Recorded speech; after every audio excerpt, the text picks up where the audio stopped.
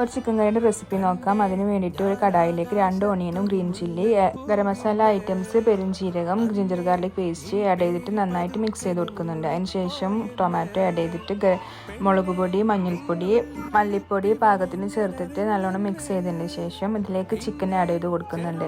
Chicken add ചെയ്തിട്ട് നന്നായിട്ട് ഇളക്കി യോജിപ്പിച്ചതിന് ശേഷം ചിക്കൻ വേവാൻ ആവശ്യമായ വെള്ളം ആഡ് ചെയ്ത് കൊടുത്തിട്ട് ജസ്റ്റ് ഒന്ന് ബോയിൽ ചെയ്യാം. അതിന് ശേഷം അടച്ചു വെച്ചിട്ട് ഇത് 10 മിനിറ്റ് വേവിച്ചെടുക്കണം. 10 മിനിറ്റ് ബോയിൽ ചെയ്തിട്ട് ഓപ്പൺ ചെയ്യുമ്പോൾ അത്യാവശ്യം വെള്ളം ഉണ്ടാവട്ടെ ഇതിൽ. പിന്നെ ഇത് ഉപ്പ് ചെക്ക് ചെയ്യണം. എന്നിട്ട് ഇനി വേണമെങ്കിൽ ഇട്ട് കൊടുക്കണം.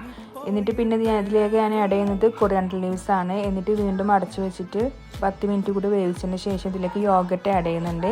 യോഗട്ട് ആഡ് ചെയ്യുന്നത് ഇതിൻ്റെ ഗ്രേവിക്ക് നല്ല തിക്നെസ് ഉണ്ടാകാൻ വേണ്ടിയിട്ടാണ്. അതുപോലെ തന്നെ ഇത് പുളിയില്ലാത്ത യോഗട്ടാണ് ആഡ് ചെയ്യുന്നത്, അത് ശ്രദ്ധിക്കണം. എന്നിട്ട് നന്നായിട്ട് ഇളക്കി കൊടുത്തിട്ട് ഒന്ന് ബോയിൽ ചെയ്ത് നല്ല യോജിപ്പിച്ചതിന് ശേഷം ഉപ്പൊക്കെ ചെക്ക് ചെയ്തതിന് ശേഷം സെർവ് ചെയ്യാം.